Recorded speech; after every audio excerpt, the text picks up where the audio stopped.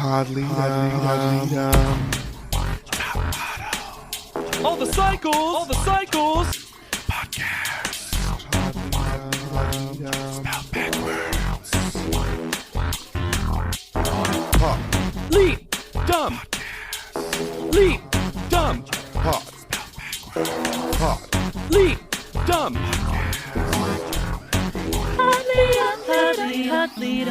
Hello, everybody, and welcome back to Pod Leadum, aka Top Model Podcast spelled backwards. My name is Hannah Jane Ginsburg, and it's like golfer. I'm JDB Crump, and Courtney, I'm going to need you to get this 2-second line right. And I'm Lex Basile Price, and you never know what little people are thinking. You don't. We're very mysterious. We are here today to discuss Cycle 22, Episode 8, The Girl Who Got All Dolled Up. What is Why are you this changing sentence? tenses on me, Top Model? And Why here's would the you thing. do that? If it had been a old cycle and it's the girls who got all dolled up, I would have been like, fine. Fine. But I've changed it to The Girl Who Discovers the Butt Joint. And if you discovered our butt joint, that's what we call the podcasting recording studio. Mm-hmm. Like a gin joint. Yeah. Uh-huh. You can become part of the butt joint lead'em pod. You know how in speakeasies you have to say a password to get in? Ooh. You have to tooch to get into ours. Yeah, and say click so. Click And we're like, come on in for Smize cream. It's Smize and Dream now. All right. It's real off the books because it's outside the United Arab Emirates. I'm definitely not laundering money. Oh, wait, it's like our thing where instead of a Smize surprise, at the bottom of each is like a diamond. And we're like laundering diamonds in Smize and Dream. So that's what happens when you become part of the lead'em pod. And it's only for as low as $1. You can smuggle diamonds for as little as 99 cents. I'm sorry, y'all. That's a hobby. That's business, baby. Beautiful. You sold the fantasy. End of You list. sold me the fantasy. Yeah, you sold me. I need a quote. I need a quotation. Who said it? But two things. Well, we're not going to play the commercial on a constant loop. How dare you? How dare you? Though this picture is gorgine. And thing number two, Lacey walking in and going, "Aw, there I am." My And then rightful just place. no context. I love black and white. And then we get the tie tip that says that she is sleazy when Yeah, And- Lacey's just embarrassed by her tie tip afterwards. well then because Tyra says so sleazy and then does an impression of Devin Mhm. and then says and sexy and then does nothing.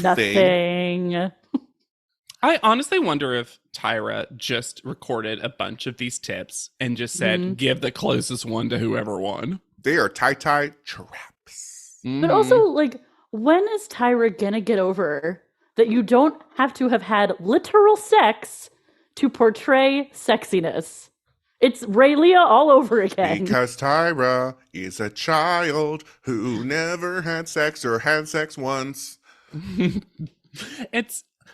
This shows treatment of virgins who are at such a normal age to still be a virgin is so weird, and it never changes. What is this weird rando Ashley picture? It's from the selfie station. Mm-hmm. But they stay up? Yeah, I do don't they know. get automatically saved? It's like an in memoriam wall now. Yeah, it is a memory wall. Mm-hmm. It bothered me too much, and I'm gonna say right now, this is a me problem. But when Devin said it's like taking the L out of TLC, why would you not just say the C? But also because And Left can Eye we put Lopez. some respect? I know. Can we put some respect on Lisa Left Eye Lopez's name, please? But also, he took the L out because she died. I know. It's the worst choice you could make. Because that's the thing. Hannah has a point. If you said it's like taking the C out of TLC, I'd have been like, okay, you're just It's the last letter, and that was the whole bit. 1-to-1. Yep. Making it the person who, like, famously tragically died. Yep. And then is that equating it to Ashley dying? It's what it feels like. And then it happened later, but I predicted it now. Devin is turning 22 in 2 days, and I was like, oh, how perfect for this cycle. But the reveal that I guess I missed, that Devin was only 21. It's his golden ANTM birthday.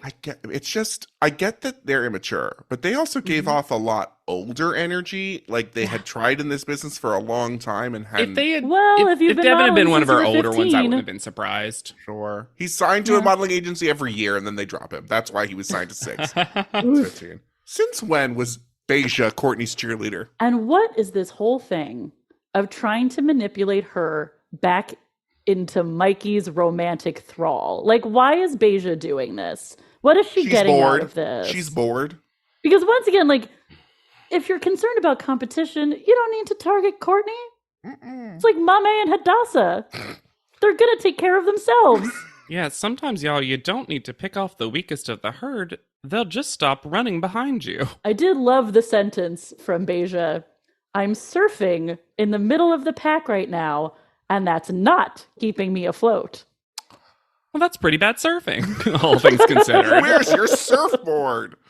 The graphics change of DMA to DMC, where they just scooted the A out of it. This whole thing from Courtney, and I don't know how much of it is both other contestant shenanigans and producer shenanigans, because the music's doing a lot. Mm-hmm. But the skipping in the new dress, Hadassah's dress, and the perky attitude, and the I'm here to replace the woman as another woman, it was bad.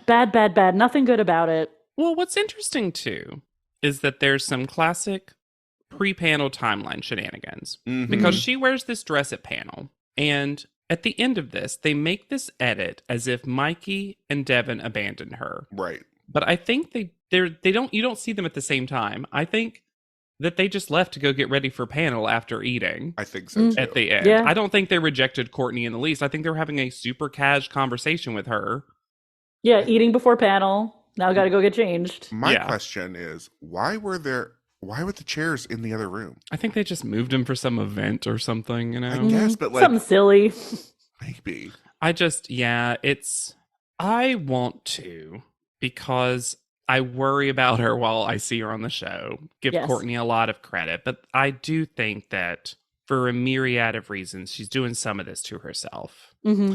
Because I think that Mikey and Devin have, from what we've seen, been pretty clear about this. And also, like, they seem to really be broken up about Ashley leaving. Yeah. So it's like, I don't know. Way more sincerely from Mikey than I was expecting. Yeah. It's his best look. He sincerely liked her. Yeah. And I think she actually, for a little while, made him kind of a better person. According to this episode, she changed his life because all of a sudden, new Mikey, sort of. JW, as our resident Southerner, howdy. Have you ever heard that phrase, a few pickles short of a pork sandwich? I have not. I'll say this, I liked it. It wasn't bad. I love pickles on a sandwich, generally speaking. And it's like one of those things you can have just slightly too few. Mm-hmm. I like it. It's again, Devin. If Devin's also weirdly better in this episode for the most part. Yes. And I think that truly losing Ashley burst some bubble for the two of them. Like they thought they were untouchable before? Yeah. I think so. Yeah, I think Courtney, because of her experiences, an additional one we're going to hear about at the very end of this episode that sure would have been nice to get earlier. But because of her experiences, just really does not read social cues at all. No. On the other side of the house, we hear Beja has been telling Hadassah her strats for how she's dealing with different people. And also, we've missed it, but Hadassah has made up with everyone. Yeah, chilling on the bed with friends. And she literally just says, well, I'm cool with everyone now, but now Beja's starting to, I don't know, should I distance myself from her and her strategies? I'm like, when did Hadassah make nice with everybody? I honestly feel like she liked me better when I had problems with other people. Hadassah is a person who knows how to read a room. Yeah. Like, even when she is annoying the room, she's reading it correctly. Yeah. Clocked like a Rolex. The triumph music under Beja getting in fights was such a strange turn. Beja is producing herself. The show is also producing Beja. These two productions are not in alignment. They are not either friends. within themselves or together. And you know what? Shame on me. Shame on me for not expecting that after getting out of the hot tub, Beja would hold a vanity mirror as she walked back to the house. Of course, I should have expected that. What the actual fuck? Why did you take this out and why are you walking with it? With looking? What is being accomplished?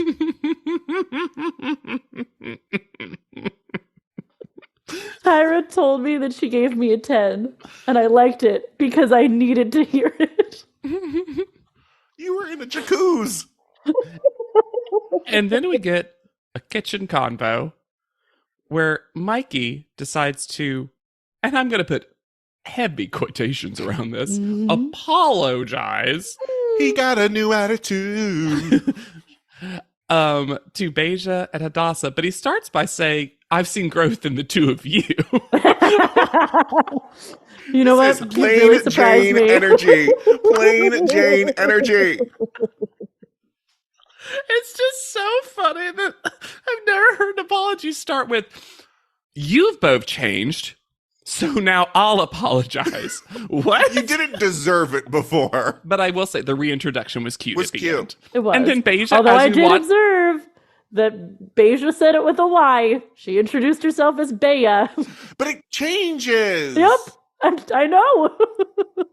that's part of the strategy. Maybe Beja heard Mikey say, "Oh, you've changed," and Beja's like, "Well, now I'm Bea." But I did think, unironically, when Mikey walked away, it was still within hearing distance, and Beja goes, I can't stand him. I'm just kidding. Like, that was so funny. actually Funny. Actually funny. This Beja that we just get only so often, of this kind of deadpan, sarcastic person, could have been such a great character for this show. I think this is wine drunk Beja too. I think this is what you think this version right now is? Yeah, the dead, like the better Yeah. version Okay. is a little chilled. Yes. Interesting. Okay. I like that theory. I've had like a drink. Low okay. stakes Beja. Yes. High stakes are not good for this person. No, They bring out nothing good in her. One glass, no stakes. I love this energy from her. We then head to Panorama High School. Which is so long. But sorry. You say that. No. Their sports mascot is the Pythons. Also long. Wait, their sports mascot? Yeah. Is there a different kind of mascot? For science, for STEM. Look who you're... Well, okay. So Panorama... I went on a deep dive of Panorama High School. Their mascots. They are a magnet school. And a lot of those magnets are acronyms. All of them. So they have STEAM gifted, STEM plus arts. They have SMIT, which is sports medicine informational technology. Oh. In high school.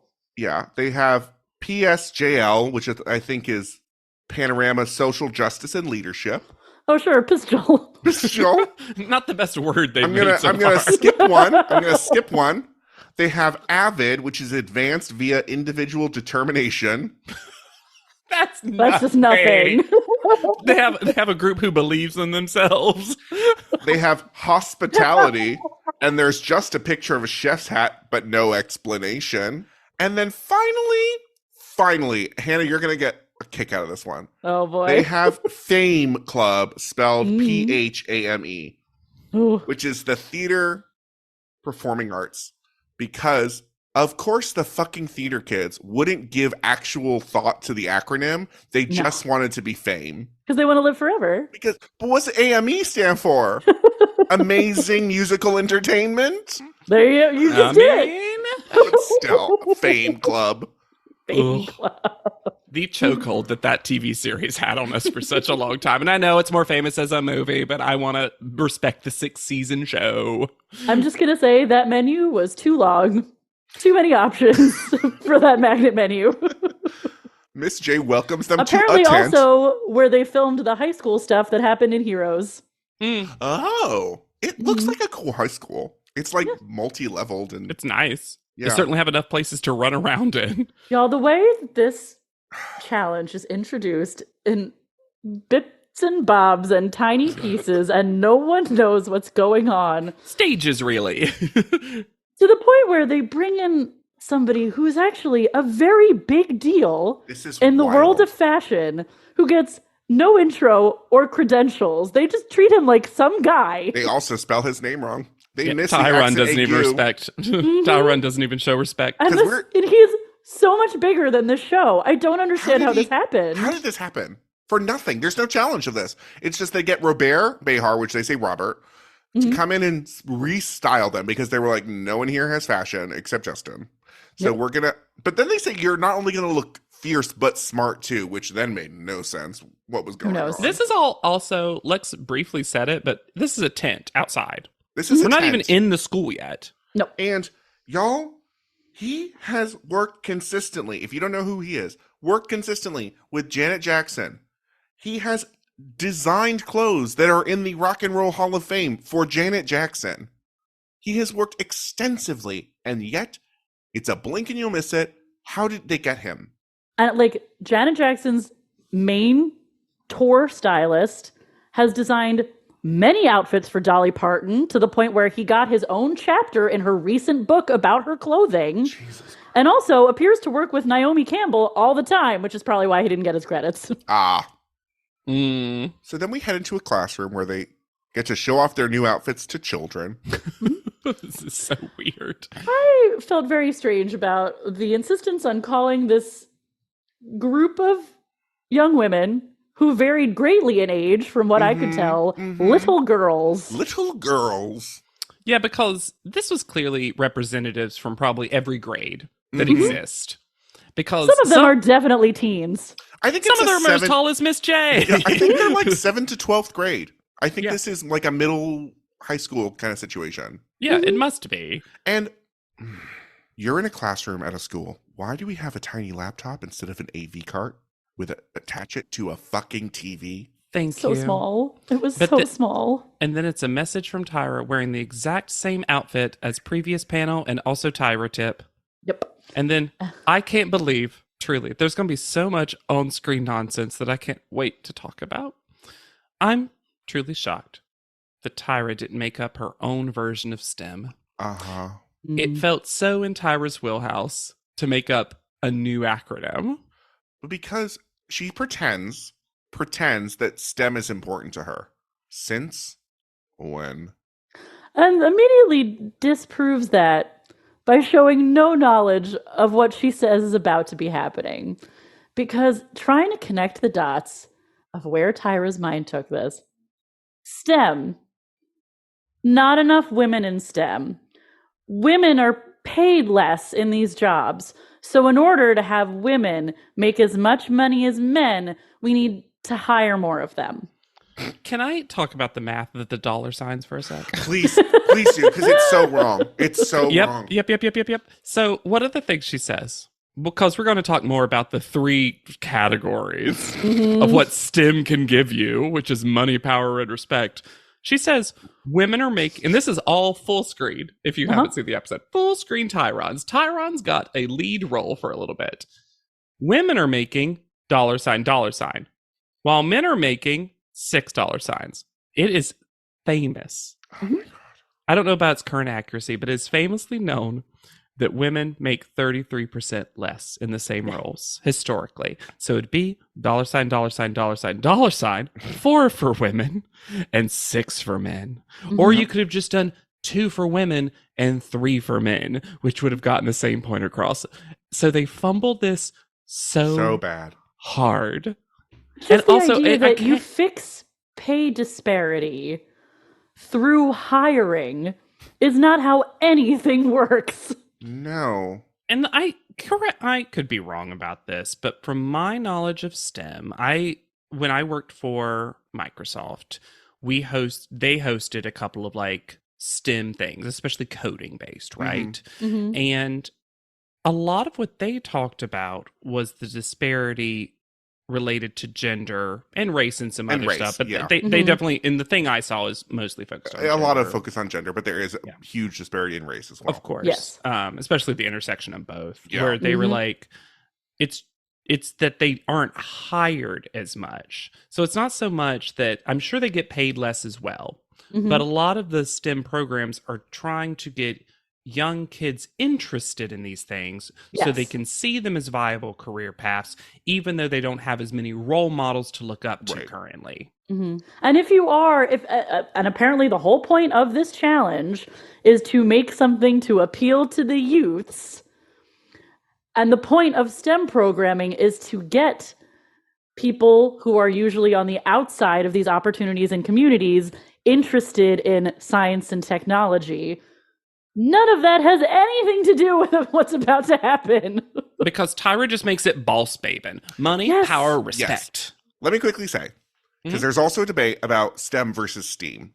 And there's a lot going on. We're like, well, actually, you don't need arts in this because people are creative already in the STEM program. I would argue, when I looked it up and found out that originally STEM was SMET, SMET, and that was by science administrators, and only an assistant director of education and human resources said, that's terrible, it's STEM. So maybe you do need the A in STEM. Sounds like an artist fixed that for you. I do think it's an interesting, probably not a debate for this podcast, but it is interesting to me, STEM versus STEAM, just because I do sometimes think of arts, not so much about the disparity, but I do think that the STEM categories have probably more in common with one another than art does, which can be its own thing. Sure. So I think that both are important, but maybe sometimes, sometimes STEAM to me feels like an overcorrection, but I am more than happy to be wrong about that. I haven't looked this up at all. For me, it's also because I worked with kids for a long time, but I would argue that the intense focus, because it happens all the time, right? Anytime they switch tactics in education, it fucks up something else. Like currently, the intense focus on teaching kindergartners how to code has led to my mom's a kindergarten teacher. This is a real thing. Has led to children actually knowing how to do things, except not at all know anything else. There is no literacy, internet literacy, technology literacy. Some people can't do anything outside of an app. We've overcorrected so hard to be like, we got to make you smart in STEM, and then no critical thinking skills.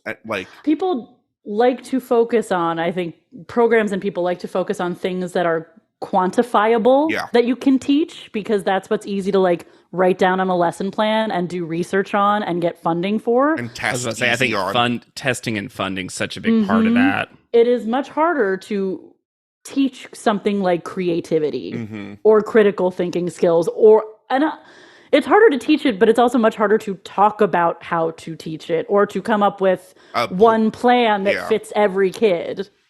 Or to show progression. Yeah. I think in the arts, it's hard to show progression, except for, and this is why they're necessary, even though I have a lot of mixed feelings about them, awards. Sure.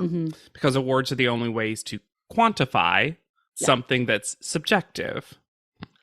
And we're going to place this episode in a very specific moment of time, because they're going to be doing Vines. And they say Vine. I was shocked it wasn't some fake social media word that Top Model made Oppo up. for Vine. Yep. Well, they do use their Oppos to Vine. Of course. Also, palette cleanser. Courtney's face at all of this information is just like, no. And I was like, selfie queen, come on. Vine, though, I liked Vine mostly when it's short-lived. It was some of our first little fun shareable memes. For the youngs that don't know Vine is basically what if TikTok met a boomerang. It was short TikToks. You had 6 seconds to get the thing. Yeah. But to combine the PSA challenge about this topic that I take very seriously as a role model for young girls with the 6-second challenge. And also, Vines, for the most part, are famously funny. Yeah, it's stupid. Yeah. Silly and stupid. Or magic tricks. Magic tricks Also was fun. big on Vine. Yeah. Vine also, unfortunately, brought us Logan Paul. Yeah, sure did. And our guest this week, Brittany Ferlin. Who at this time had 8.9 million Vine followers, which increased to basically 10 million. Brittany Ferlin is currently married to the father of one of our possible contestants, we're pretty sure. Because she is married to Tommy Lee, which is a wild connection. Mm-hmm. She also is very... she claims to be a funny person. I haven't seen evidence of that. But then I also went on a real deep dive to find Brittany Ferlin content because she's so big. And there seems to be a scrubbing because I found a Reddit thread, a Reddit comment about she had a character reel. And it says, how bad could it be? Little JJ comes on screen. Oh no. Oh no. And there is, you can't find the original source, but she did have an apology video where she referenced that she believed she was doing just makeup, and she realized that that was bad because people told her, but she's just trying to make people laugh. But also you should think about maybe if you're getting people to laugh, why was it funny? Anyway, so she definitely has done blackface. Her apology video is so... She put it in front of her own apology tweet from previously and was at one point just dips down. Previously on apologies. Yeah. I also found her acting reel. Oh boy. Oh my God, Daily Motion. Oh no. That's where our bad stuff's held. All day motioning. You ever hermit crab before? A hermit crab? Yeah. No. Did you ever take a hermit crab out of its shell? Just pull it out. It's got that little shrimp butt, Stick it in a little cocktail sauce. Give it a little lick. That will make you turn vegan. Welcome to Reality Hell. I'm Brittany. Today I'm playing Brittany, the ambitious singer who loves to hit the high notes. Yeah, yeah, yeah. You have a boyfriend? No. Are you a lesbian? No. Bisexual? No. Bi-curious? No. Great. All right, next. Hi, nice I'm to have Brittany. you. My name's Eric. Good All to right, see you, nice Brittany. to meet you. What are you looking to do today? I'm looking to look around and see what you have. This is the area. This is all of our vintage t-shirts. Yeah, here we go. Okay. How do you feel about Las Vegas? I lost a lot of money there. Okay, so we're not keen on Vegas.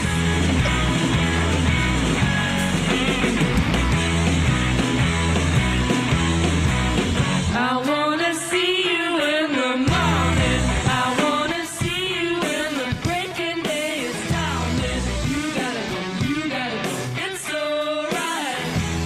But I wanna see you in the light of the morning. Hey. I want to do one more. Okay, let's do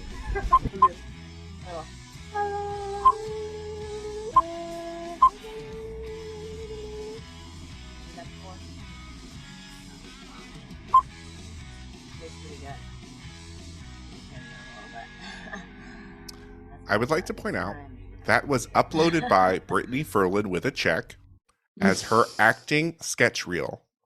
Half of it was silent, and one of them Most of it was bloopers. Yes. Yes. Like Most if of it you was listen to bloopers that, and her being on prank shows, which seems to be what she mostly gets hired to do. Mm-hmm. because I'll say that the one clip of her being the fake singer, I Was was fun. like, that was the good one. Yeah. And then we saw more of those without the voiceover, and I was like, I feel like that should have been a bigger portion of this. Yeah. That was from Reality Hell Mm-hmm. on E. That was a prank show where they tricked unsuspecting people into thinking they were on different kinds of reality shows. Her other credit that I could find was a different prank show, also we assume from the minds who created 30 Rock, called Prank My Mom. Lord. It's Jackass for girls. Because you know who's had it too chill for too long? Moms. Moms are too relaxed. They got nothing to do. We got to prank them. Also, during the 2014 Daytime Emmy Red Carpet Show, they had hired some Vine people to talk. And they told one actor, we're going to get you away from us before we rape you. And then spent the whole time hitting and sexually harassing all the male actors. And someone referred to an actor as a beautiful chocolate man. I will say some of the bona fides at the end, because she was the second most. I'll just do it now because I was about to start the sentence. She was the acting fifth, real through you. It's fine. Yeah, it really did. The second most. She was the second most followed woman and the fifth most followed Viner overall by the time that Vine shuttered. And she was declared by Time in 2015 as one of the most influential people on the internet. So here's the thing. All of that stuff, and I don't know. I didn't know this person beforehand, truly. I was never on Vine. So I only know it from re-uploaded Vines later. Yep. That's how I mostly consume Vines. Same. I know Vines from Reels. But there was this period of time where all of this genre of internet comedian was basically regurgitating the same kind of content. Yes. It felt like it started at the Shane Dawson style of thing, which has had such a re-examination, right? I'll very gently say, in the last couple of years. And I do wonder, even though I'm not defending anything she did, I wonder if it was extremely tough to be like the top woman. Sure. And if she, I just wonder how much of this was her, how much of this was this, and this happens to so many influencers where at some point you're just trying to stay on top, right? That you do things that maybe you would normally know better. I guess.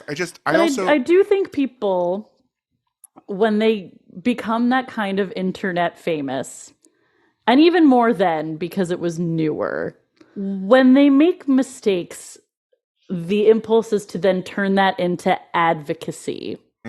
Where she's like, I want to be an advocate for comedians, for doing things for laughs, and for mental health, because that's a big part of her thing also. Yeah. But unfortunately, what that really is wanting to advocate for themselves and their own mental health and their own comedy.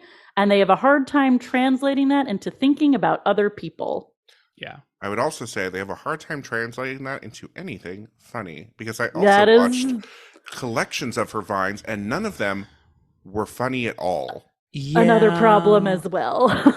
I will say that this style of comedy was never for me, which is why Vine didn't capture my heart in the same way. And the ones that I looked up of hers, which was just a random collection that someone had posted, her, maybe? I think I saw one that was definitely her. I was like, I wouldn't have probably gotten into this. I want to be clear. I think it's so interesting where we were with internet comedians at the time, because with very few exceptions, I don't think anything that was being produced at that time comes across super great now. No. Well, this is also like the era I want to when, be clear, like, I'm not defending her. I just wonder. I'm trying to put myself in the time that this was happening. Not, again, that these things were okay, but like... No, it was definitely everyone was kind of... Yeah. But it was how you got successful, because this is also like the era that Daniel Tosh reigned supreme, right? For sure. Yeah. Yeah. I think the difference, though, with Daniel Tosh and a lot of these people was a talent. You know who else is not impressed with the content? Niall. Niall said Vine is not ADA compliant. Niall said, we are ableist up on the internet. I actually love that the little thing was, I've tried to watch Britney stuff before, but Vine doesn't have captions, so, can't believe Vine was cool with that. So Tyra's categories are money, success, fame, glamour. These categories also... I'm sorry. Respect, power, and money. Respeto. These categories came from nowhere. The very idea of categories at all came from nowhere. No. And it's only 3 teams, not because that's what she believes, but because that's how you can split a group of 9. Okay. It was a relief. Because how many times have we talked about and the one team of 4? 3 teams of 3? Water in the desert. And they needed 3 so that one person could hold the camera while the other 2 act. Uh-huh. Because they're just going to film this on their Oppo phones, actually natively in Vine, which is such a reveal to me that I was like, oh. I think you you're have actually to get the editing correct. Yeah, but also, were they posted? Like, how did we see the end result? They were because we see number of views. Where were these posted? Okay. I can tell you because I got all the screen names. Oh, yeah. But the phrase, red is respect, is so funny out of context. Because also, it's not the respect team, the power team, and the money team. They're also colors. Why colors? Unnecessary. And respect team, this is so stupid, is Mikey, Mame, and Hadassah. Of course. And then power team is Courtney, Aisha, and Devin. Team fail. That is a real spectrum of power if you think about it. And then the dream team, as far as I'm concerned, is Team Best Money. Team. Niall, Lacey, and Justin, which is like, please let that. I was like begging them to win. Team non-problematic. They absolutely should have won. It's wild. They absolutely should have won. Yeah. And then who said my backup quote of I picked the wrong stick? Oh, that was Beja. And I agree with her. Beja could have been better on another team. I don't wish we think got to either of see the the other paint 2 stick. would have. I wish we got to see the paint sticks big. Because you know what that is, Lex? That's Steam. Art. Art. That was the art. Looks like we did need art. They are told they have 1 hour to complete their 6-second video. Which sounds really fun. I know why they actually did need an hour, and I'm glad for it, but it's really funny. They had 1 hour to do 6 seconds of work. And apparently, they were in the classroom for long enough that it is now dark outside. These children had to... How long did these children have to stay? I know they said an hour, so theoretically an hour. But it's after school. It's not... I don't think it's a Saturday either. I think this is part of like an after-school program. Yeah, I hope the cafeteria got some like rectangle pizza for all those kids. Come on. Okay, so right now, because this is important for later, Niall is like, hey, remember last week? That lesson didn't sink in for most people. Nope. No one's communicating with me more. And that's me. This is... it'll be harder to watch later. Oh, my God. Niall's, unfortunately, this whole episode is Niall deflating. Mm-hmm. Until we got to the fun bit at the end, my alternate title for this episode was The Guy Who Deserves Better. Mm-hmm. I loved... So Brittany goes around. And at first I thought she wasn't going to actually give any advice. But then I realized it's just because the first team doesn't need any advice. Because she goes up to the dream team, Team Money, and she sees what they're doing, here's their idea, and is like, yeah, okay. They have like a storyboard. Yeah. And then she goes to the other team, and for one, Team Respect, she's like, this is too much. This is 6 seconds. Absolutely. Mom what narrative? Made a graph for some reason. The line, I'll give it to Brittany, the line, you're going to rap about statistics in 6 seconds, was funny. Her in this episode was what she you was fine in wanted. this episode. Can you imagine if we had gotten Mikey rapping in a STEM PSA? I'm so glad he ended up being the supporting character in that one. And then she goes to Beja, Devin, and Courtney and realizes that they don't know how to use Vine. So Brittany just takes her time with them to be like, here's how you use Vine. Argument, she should have taught them more because it is I think she taught them enough. And then what's so funny is Brittany's like, but it's pretty easy. She's like, guys, this is not hard work. Did you study for the STEM test or whatever? Is maybe one of the greatest pieces of writing I have ever heard. Number one, wishes. What the fuck is a STEM test? It's when they test you on STEM. I've heard that's called a SMET test. One science question, one technology question. I laughed. I'm sorry that I laughed at this because she's technically talking about her bullying trauma. But what Courtney Tyra 2 listed as the way she was bullied are so much more outsized than you expect her to say. And specific. Very specific. Because Courtney reveals that when she was a child, accompanied, of course, by childhood photos, that she was pulled up the stairs by her hair, and then that people would pick me up and throw me in bushes. And then their vine is bully base. Also, how scared was Courtney when Niall was overhead pressing her? She's like, oh no. She's used to it. The progression of bullied to power, because according to the team now, Courtney is power. She is. She has the money. She has the job. She has all the chips in her favor. Hopefully, Cool Ranch. I think you know sour cream and cheddar. I mean, sour cream and cheddar is my all-time favorite, but especially with yogurt. Yogurt. Plain yogurt. Really? I've never had that combination before. Oh, that is it, JW. Put a little salt in the Really? yogurt. Some greens too, some herbs. Mm. Ooh, Okay. Sounds like I know what I'm treating myself to tonight. But only sour cream and cheddar if they are Lay's. Don't want none of the nowhere others. else. No. Oh, sure. Or Ruffles.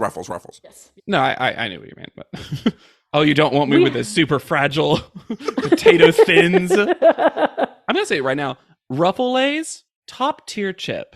Yes. Regular Lay's, gross. Hurt my tongue. Get little cuts. Don't like Accurate. it. We want to be on Courtney's side. I think I can speak for all three of us when I say that. We have wanted to be on Courtney's side, generally speaking. Oh, for sure. I would love a victory for Courtney. I'm like, baby, just gotta sit up straight and talk louder. Or memorize a line. It gets thrown around too loosely now, the phrase inner saboteur. Uh-huh. She's got one. Yeah. And because also, and also, There's an outer saboteur, though, and that's because Beja said, delete. My thumb is wine drunk. when Beja fully deletes her video and then goes, we need Brittany. I'm like, Brittany's gone. Brittany left. And then someone you thought was a bit player, but is now the star of the episode, the countdown clock. And then when we are refilming the video, Devin 3 throws minutes left to execute our plan. Devin throws the paper so hard at Courtney, as though Courtney deleted the video. Yeah, the funniest thing is Beja takes zero responsibility. Oh, yeah. If Courtney hadn't been so bad at acting, I would have never deleted the video. You know what? It doesn't no matter that I choice. deleted the video. This was never going to be good because of Courtney. Also, I'm sorry, why did that team decide that they needed 2 separate locations for their Vine? Well, in the re-edit, they did not. Well, in the yeah. re-edit, they stayed in the computer lab or whatever. And it made no difference. And I was like, Nope. y'all really have never seen a Vine. Like, And then we get an old Beja talking head. Mm-hmm. This is old hair. When we were still crimping. Yeah. Okay, should we get to the Opavines? The Vopos? Mm-hmm. Let's do it. I like that Money had a title, Mm-hmm. and it was Booyah by ANTM Phones 6, uploaded 2 seconds ago, 97 loops. Wow. Those girls are really taking it in. I appreciate that the show showed each of them multiple times, like you would actually ingest a Vine. Mm-hmm. Yes. Well, it was also I like on a little phone that they all had to scoot around. I like that the girls got time to the comments that they made on these vines were very well considered, very invested. These girls were all very charming. Didn't I also need like Brittany that the one in the Ferlin. center was that leader of the pack. He's Yeah. like, and I'm the tall one, so I'm in charge. That's how it works. Yeah. Yeah. I like this one. I thought it was like incredibly clear. They didn't use any speaking. Well, I also- and in 6 seconds to fit in a plot and the concept of STEM generally, Mm-hmm. they got it all in there in 6 seconds. I thought it was also the most viney because they had that great moment where they had a paper light bulb come up Yes. over Lacey's head. Like that's the GIF you would end up using. It's like STEM. Yeah, STEM. exactly. And then I loved, good for Lacey, the young women judging were very enchanted by her modeling. Mm-hmm. And I was like, genius, Lacey. One of those girls said she was working her status. So good. It's clearly the best. Yeah. Oh yeah. Then we have Team Power. STEM, look who has the power now! 2 exclamation points. It's just all yelling. It's all just constant yelling until you get to Courtney at the end. Yeah. Which I get was kind of internety. Like we went through a big yelling phase with the internet, but not for JW Grump. That was posted by ANTM Phone 7 10 minutes ago with 151 loops. Oh, more loops? Well, more time had passed. This one is so odd, and I would argue maybe violates community standards. Fine. Once again, I will give it to Brittany for the review. You kind of felt like at first someone was attacking you, and then all of a sudden it's like this woman has a briefcase full of money. It's just Beja in Courtney's hair. And I want to give the slight benny of a doubt that maybe the version that wasn't rushed wasn't quite so violent. Benny of a doubt. But they definitely had that skeleton in the first version, JW. oh, no. Her just opening the briefcase and be like, who's got the power now? And then Who's got the power now? I don't remember if it was Brittany or one of the girls who said she looked like a drug dealer. It was Brittany. She said something like the whole thing just looked like a bad drug deal. I honestly wish that she would have opened the briefcase and it was just a piece of paper that said the power. And she was like, who's got the power now? Hey, you know what? It worked for Pulp Fiction. You don't have to show what's in the briefcase. Sure. And then we get the one that's the most high school sketch. Yeah, this you is remember how every so often you would have to write a sketch. So maybe some folks had to do this. I certainly did. Where it was like in language classes, especially. Write a sketch, but it also had to teach a lesson. Mm-hmm. Oh yeah, that was this vibe. So this is Untitled by ANTM Phone 5. 8 minutes ago, 96 loops. Mm-hmm. There's a title card that takes up too many seconds of a 6-second video. Yes. Uh-huh. Respect. Rainbow STEM. Beauty and brains. Socially, economically, politically, equal to men. That was all on there? Yes. They said, we don't have to show that in the video if we just write a sign that says it. Yes. Because in the video... Has nothing to do with STEM whatsoever. Mikey bullying the two of them and then being like, no, we're actually going to class. Don't do that. And then being like, I've changed my mind immediately. And Monet almost falling. We need to cast Mikey. Hey, Mikey, you're going to hit on people who don't want you to hit on them. Okay, great. And then this is the weirdest part about it. They then cut back. So they turn around. They're like, we're smart or whatever. And then he goes like, no. And then they Tutor me. And then they cut back to the women not saying anything. Like they didn't have enough footage. I actually think they say it's called respect.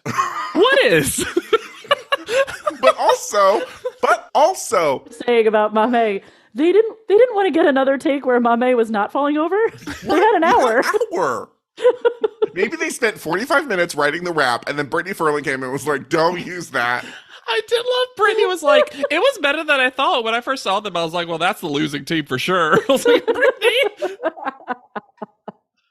And then somehow respect wins because it's most like a Brittany Furlan vine. That's the vibe I got for sure. But there is such a clear winner. It frustrated me to heck. But it doesn't matter because and Justin didn't get there's this. no prize. No. Challenge score. That's it. Can you imagine the prize was like, and your Vine's going to be published? I mean, they all were, I think. And you'll get to sponsor one woman in STEM. Oh, you have to be in a Britney's Vine. They're like, we're good. Do I have to? How about she just plays me?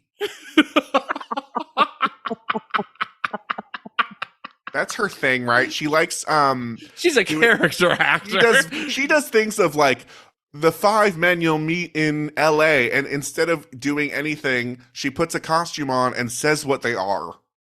French. Someone just won a role on Prank My Mom. And I was like, I will not prank my mom. She's a wonderful woman. Amazing woman. No, Niall did do pranks with his twin. They would switchy and no one would know. Oh my, wasn't that an SNL sketch? Yeah, it was like, it was some big muscular guest and then And then Taryn kill him. Yes. And they tried to switch. And the teacher was like, well, wait, you're not Ricky. Or Ricky's arms are so much more defined and big and handsome. And he's like, okay, well, we're good. She's like, no. So challenge scores: Team Respeto 10, Team Money 9, Team Power 8. And I feel high. like that is, yes, 8. I guess I'm glad everyone just got the same thing, though. But Yeah. 8? There should have been clear difference. Also, maybe the person who deleted the video should have gotten a lower score. Yo. And then, hilariously, incredibly, Courtney blames herself. So she takes it upon herself to organize an apology birthday party for Devin. A surprise apology birthday Couldn't party? be a surprise. Justin's grilling. It felt like other people were in charge of this, and Courtney's like, I know how to be their friend. I'll say I did it all. Or she just started and everyone was like, sure. Sure. It felt like she, on her own, was like, I should throw a party for Devin, and came outside and they were already Doing prepping it because no one told her that was happening already. And then this is when this show is a sine wave where we start stupid fun, goes down to what we have to talk about now, and then goes up to top tier dumb photo shoot. So Niall tries to get everyone to sign happy birthday. Doesn't seem like a lot to ask, does it? No one's paying attention. Devin's response is, can we sing it normally? And then I liked that Niall described American Sign Language as a fun language to learn. Mm-hmm. And it actually made me like a little misty-eyed that you could see this person who's like, but this is like fun. Like everyone should be enjoying this. And I just don't understand why most people don't care about this. Right. Someone who loves his community and is proud to be a part of his community and wants to share that community with people who are totally uninterested. And then it gets even fucking worse. Yep. Because Niall says he's not going to stop the entire party to ask people to communicate with him. He's just not going to do that. Right. And he's sitting on the opposite. Everyone's chilling on the couches, post food, whatever. Post drinks, it seems like. Mhm. Yes.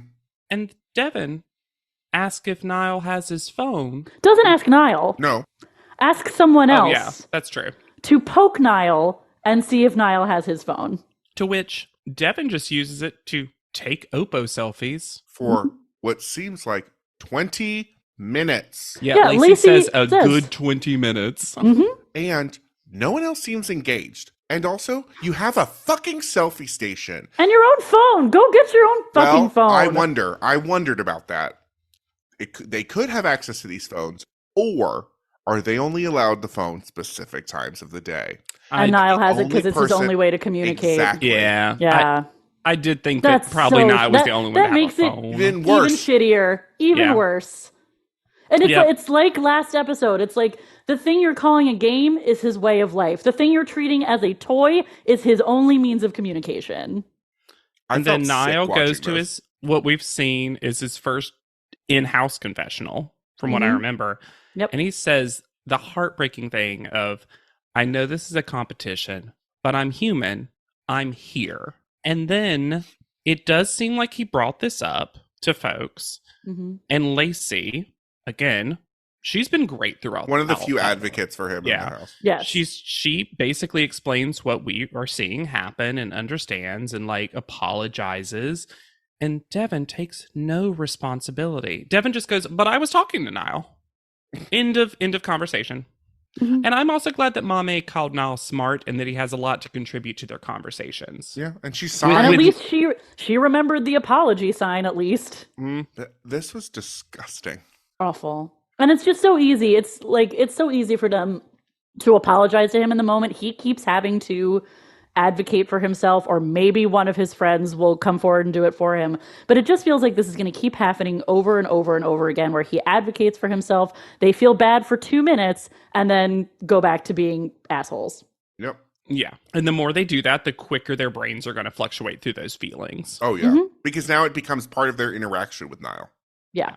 Because this is unfortunately a lot of people in general, and something that I have to remind myself about as well. The apology is not the end of the apology. Nope. No. An apology without any sort of action afterwards to change the behavior that caused the apology in the first place. You didn't apologize, you said words. And it's sometimes even, I think, worse. I would rather you not even apologize to me and then we don't have to speak anymore than you feeling like your job is done. Yeah. And then because not now the burden of forgiveness is placed on the person who didn't do anything wrong. Yes. Because after the apology, there's this sort of like, well, let's hug it out. You have to forgive me because I apologize to you kind of feeling. Right. And then when that's backed up with nothing, it's even worse.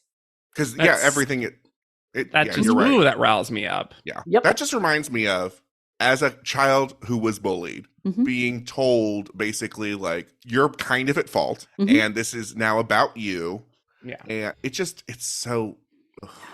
It's gross. Is there something weird about seeing Eric Asla actually shoot Tyra? It feels like it's been a minute. Yeah. I loved the bone dry commentary. That's nice. Love that. Very good. Like a doll. Aslak, he and Tyra basically started trying for a baby as soon as they met, which backs up my theory that she shopped for which is fine. Yeah, good for you. I mean, clearly in her life for a while, we've seen 2 cycles of it. They're at Showbiz Studios because apparently someone found Massimo squatting at the other one. Studio 6 or whatever it was. And Tyra's actually doing a thing that she's pretty good at. And then actually, I can't believe she actually referenced the movie. I can't either. Because sometimes she acts like this didn't exist. Oh, yeah. She's the Ty Biz Banks. Doesn't make sense. Ty Biz Banks. Also, why wasn't it like Beauty Tainer or something? Come on, right? Tyra. Do you remember that Life Size 2 had the a Christmas Eve? No.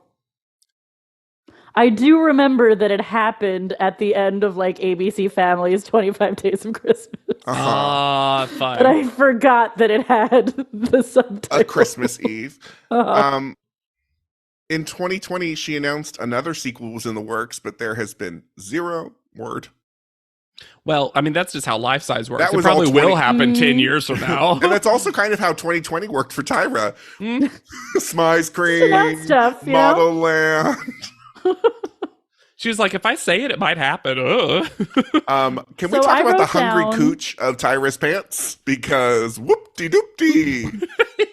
I wrote down every single accessory that I could see in every single doll box, including Tyra's. Although, as you've already brought up, Lex, the wildest part of Ty Biz Banks is the outfit she comes in. The two-toned gray panties, tube top, business shrug is what I'm going to call the jacket. Yeah. With a white tie that disappears into the cleavage. Why did it disappear? This is me. This is me at my most toxic. I like it when that happens. I think that's a look when it's a fake tie that goes under. I like it. Punch up. It needs to be a tiny tie. Or a bow tie. Give me a bow tie. Or a bow tie. But like have it like it then ends in a, still a tie point, but like into the boobs. But I kind of like it. Ty Biz Banks comes with a black clipboard with Tyra written in yellow on the back, is what I think that was. Honestly, if those existed, I would buy. 1 pair of glasses, 2 pairs of sunglasses, 2 pens, 2 business accessories that I couldn't figure out what they were, 1 yellow necktie, 1 gold clutch purse, 1 pair of gold heels, 1 pair of yellow heels, 1 yellow purse, and 1 little black dress. I also clocked a gold pocketbook and a bracelet for some reason. What were those business accessories next to the pens, though? I think that was... I think one of them was calculator from the screenshot I have. The other one, I could not tell you. And you know what's funny? Was it like Rolodex? Ooh, I love that. Now, why would she not have a cell phone? An Oppo phone. Everyone else is going to get one.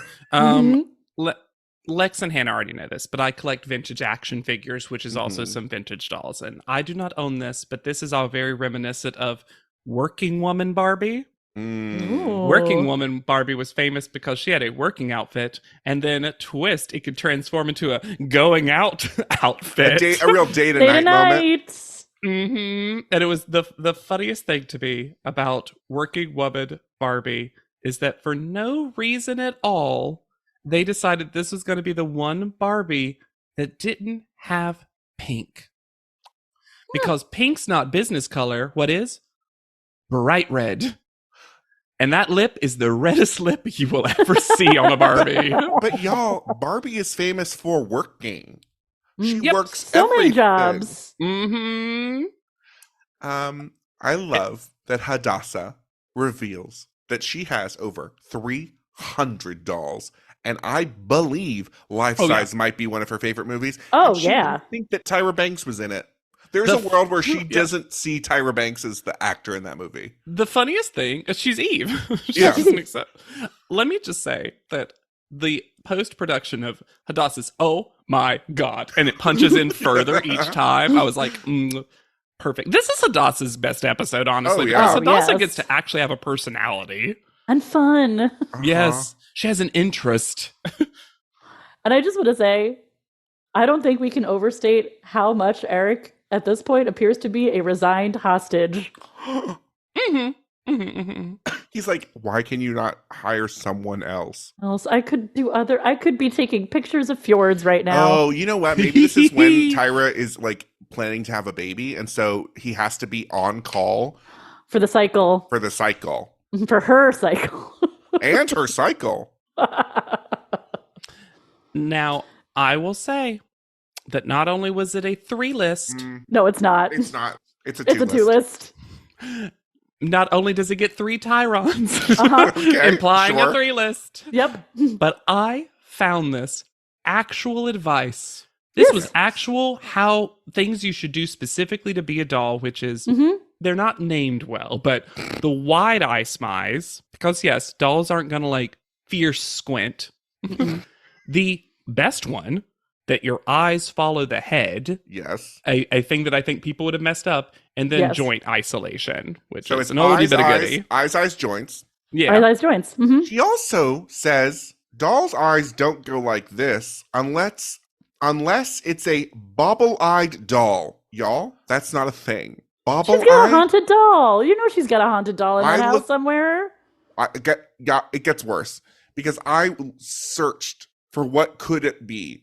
What is that eyes called? Mm-hmm. Hannah, you're gonna hate me. Okay. They're called flirty eyes. There's sleepy eyes, which is where they go up and down, and flirty eyes go back and forth. That's how I flirt. But fun fact, Buy me a drink. You're cute.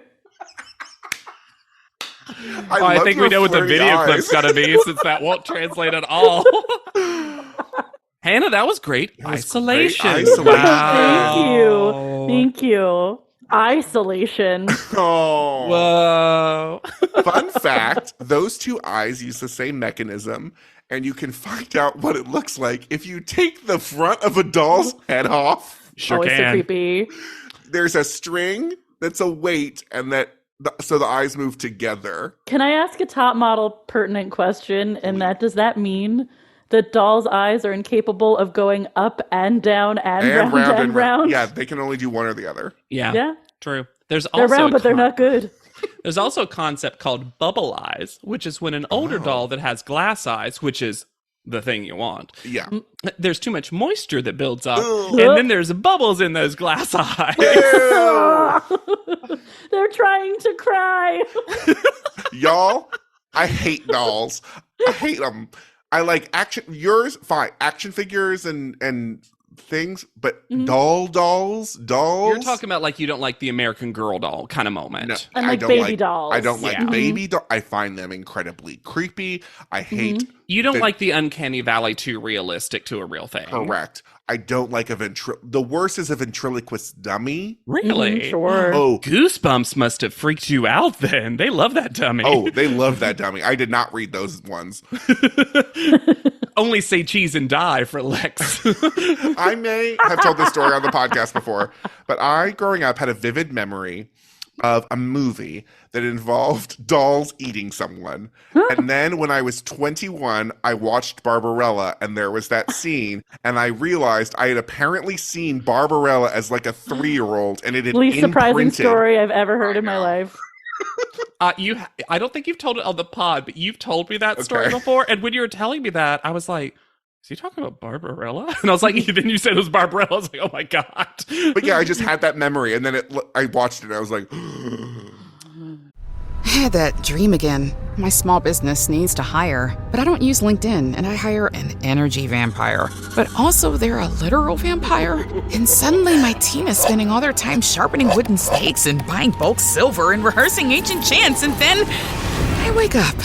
Don't let hiring nightmares ruin your dreams. LinkedIn Jobs' new AI assistant takes insights from over 1 billion professionals to create a short list of the best fits for you. Post your job for free at linkedin.com/quality. Start hiring today with LinkedIn. Well, the holidays have come and gone once again, but if you've forgotten to get that special someone in your life a gift, well, Mint Mobile is extending their holiday offer of half off unlimited wireless. So here's the idea. You get it now, you call it an early present for next year. What do you have to lose? Give it a try at mintmobile.com/switch. Limited time 50% off regular price for new customers. Upfront payment required. $45 for 3 months, $90 for 6 months, or $180 for 12-month plan. Taxes and fees extra. Speeds may slow after 50 gigabytes per month when network is busy. See terms. May I? Please. Because I didn't write down the accessories. You're going to give us the dolls? Can I give you the dolls? And I will also give you the ones that have a real life equivalency, and I'll be very quick about it. Yeah. Do you because have to be quick? As Tyra People love us says, chatting. in a truly unhinged tone of voice. Everyone gets theirs at once, though. Everyone is getting a theme doll. All limited edition. No one's getting regular doll, but I would argue, yes, she does. So Niall gets boom, boom, bon voyage, and then Tyra goes, meaning travel. Because also... Does it? No. Ab travel? What do you mean? But, so, the big thing in the 70s for Barbies was that all of a sudden, it was Malibu. Yeah. And all of his references are very Malibu. They got a lot of criticism because it was like, and everyone's tan. Mm-hmm. Sun, good. Don't have sun, bad.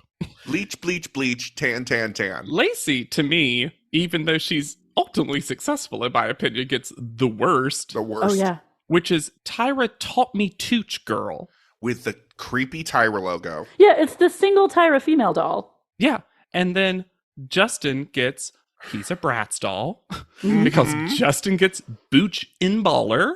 Yep. Why would it? But this is crazy to me. Why is it written this way? Why wasn't he a Booch and Baller? Yep. Nope. No, He's a I Booch don't know. And Baller? And who knows? But it's all brats. It's boy brats. Boy brats. It's Brotz. So many studs. Ew, I don't want to think of Brotz because then that makes me think of scrotes, and I don't like that word. That sounds like the Garbage Pail Kids parody of brats is scrotes. Then Mame, who gets her description first because this would make no sense otherwise, is a new model who just got signed to an agency. Okay. And she gets work the hallway like a runway. How does that make any comparison? Well, you open the back of the box and it becomes a runway. Which honestly, some do that. So, and here's the thing: she is dressed exactly like current high-end Barbie dolls are in the Barbie Basics collection. Because of course, it's what? Model Basics. It's Model Basics. Then Beja gets, and this is how Tyra says it, ugly pretty punk, like you know, in England. And then Beja makes the mistake of doing sort of a British accent. And Tyra's like, no. No. Uh-oh, is that how I sound? Then Courtney infuriates and gets fierce fashionista doll, one of the only ones that makes so much sense right away. And also, fashionista is such a doll thing. Yes. You're saying fashionista. I think it's fashionista. I think it's fashion oyster.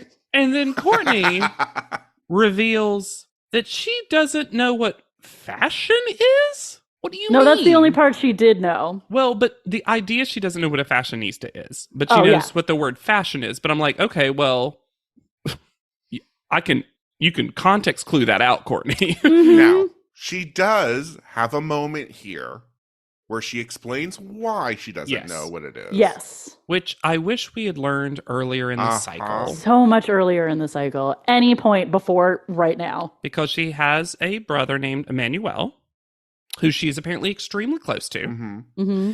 And describes herself as a second mother to him. Mm-hmm. And we'll find out as part of her, where they now update, is still a very big part of her life and what she does. But through the two of them, they do handicap advocacy, right? Yeah. And that's her language that she'll use later, too. She says that he is disabled, that he has disabilities. Yeah. Yes. And here is like, well, I didn't want to look at those magazines because it shows a lifestyle that simply I can't afford. And I wouldn't want to even think about wanting them because there was no way I could ever have that life. Yeah. I had a lot of sympathy for that perspective. Uh-huh. I have less sympathy for, babe, I feel like you know what they're looking for when they say fierce. Yeah, that's the thing, is I this message, free of the context of when it's being described to us, is such lovely humanizing backstory for Courtney. Yes. 100% yes. But to do it right here, when the words fierce and fashion are the only, it's just ridiculous. It's like, Agreed. It's like, it reminds me of, I think it was Ainsley, who was like, I'm a mom, I've never seen a magazine before. And I'm like, well, I'm not saying you have a lot of time to read, but you conceptually have seen a magazine before. Yeah. Devin gets, honestly, I think one of the better ones to get because it's an actual character. It's a character. Mm-hmm. It's so dumbly named. H2 teed up. And she goes, it's like golfer. And this is he is dressed like old Allen dolls. Yes. Yes. Mm-hmm. Hadassah, almost as a punishment. Yes. It's the Flossom free spirit. Peace, love, and harmony, but not pageant. What is Flossom about it? What does Nothing. Flossom mean now? Free spirit. Because also some is written in a cursive for no reason. She's getting the 70s doll. Of course. Yeah. Flossom. I know. Well, the worst one that there is no reference for. Nope. And also here, it is cut so short because I think Mikey asked a follow-up question and they cut it out. Because Mikey gets savage smize, which hate the language. And should have renamed that doll. It's racist. Also, I thought it was going to be worse in a different way. We see, which is worse in a bad way as well. Yeah. Don't get me wrong. It's all going to be bad. But it's also just Explorer is what they actually dress as. Right. But here it feels like they're just going to make him Tarzan doll. Yeah. And then the weirdest moment happens because they all get, dismissed to makeup. And there's this weird ghostly woo that they all do. And I don't know what happened. I don't know. I believe they were cheering for Eric Oslo. And then what is going on? Why does Mikey undo his hair? He's like doing his hair and then he's undoing his hair. Remember that they when were that was trying a to big do deal? overnight braids really, really quickly. Really quick. I love that Lacey knows the reference and she's like, Barbie hands, Barbie hands, Barbie hands, Barbie hands. I was very disappointed that Niall was Beach and not Sailor Boy. Boom Boom Bon Voyage should be Little Sailor Boy. It's just the cruise wear more. Yeah. I think they should have leaned into cruise wear more. Give me a boat shoe, Yeah. Give me a little shuffleboard accessory. He was just they're going to make him hot. It's absolutely the best he does at a photo shoot, though. Well. Oh, yeah. His accessories are Panama hat, 2 pairs of sunglasses, Hawaiian shirt and white shorts, and a tote that's just sitting there messily. Not even hung up. This whole shoot, really, I will say I love the boxes. Well, the boxes are so good. I actually want to give it up for whoever was set dressing this because the boxes look great and I think they had a limited palette of things to work with and they do a pretty good job within that. Like some setups clearly got more consideration than others. Uh-huh. But even the worst modeling, these all read doll inbox. Yes. Which we've had a doll photo shoot before with different types of dolls, and not all of those red doll. Yeah, mannequin doll. Uh-huh. But, well, I was thinking about like teen doll or whatever Sarah Tollenmall had to do. She was a Bratz. He was a Bratz. What was Brooks? Oh, hers was celebration just doll. beauty doll or something. Sultry doll. So the one thing I'll say is that almost everyone gets multiple pairs of sunglasses. Yes. Which is kind of funny because glasses and sunglasses are a very common doll accessory because it's cheap, easy, and you can just put it on anywhere. But why two?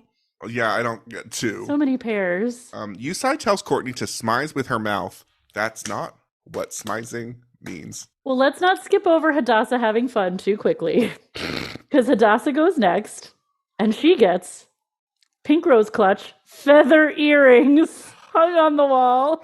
Ding.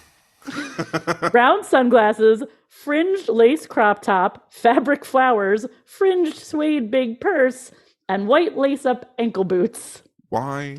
So I guess Flossom is fringe. Because Tyra hates it, apparently. My flaw is I like fringe.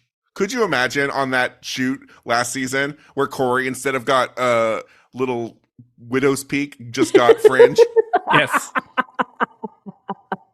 And the Flixel was him just like blowing it. No, I feel a little bad for Courtney. Only that this doll could be fashionista, or it could be like Eyes Wide Shut doll. Yeah, this is very Sleep No More doll. The mask is a very odd choice. I think the dress is appropriate for a doll character. Sure. Fashionista gets 4 pairs of sunglasses, 4 metallic bracelets, 1 gold clutch, 1 tangle of beaded necklaces. Oh, yeah, 1 classic doll thing. Tangled necklaces. 1 chunky gold chain necklace, 1 Oppo phone that's on the wall here. Which looks like a flask in the picture. 1 enormous white purse, and 1 pair of black heels. This is where Yusai says fashionista, which is not great when you're shitting on someone for not knowing things and then you missay the word. And then the dumbest of the 2 list, where he's like, have you never seen Italian Vogue? And she's like, no. And he's like, no. What, American Vogue? Oh, Helpful. yeah.